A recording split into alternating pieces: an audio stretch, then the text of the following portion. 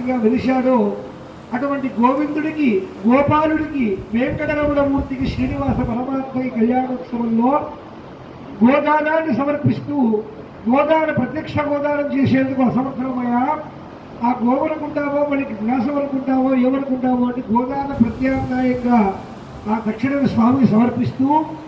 ఈ యొక్క మధుపర్క ప్రాశన ఆవు పాలు పెరుగు తేనె కలిసినటువంటి విశేష మధుపర్క ప్రాశనని పరమాత్మకు వనపూజలో సమర్పించి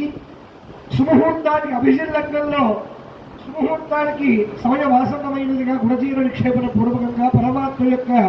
కళ్యాణం జగత్ కళ్యాణం కావాలంటూ దర్శిస్తున్న మనందరికీ సమస్త అనేక శుభాలు మంగళాలు జయాలు కళ్యాణాలు కలిగించేదిగా అవ్వాలంటూ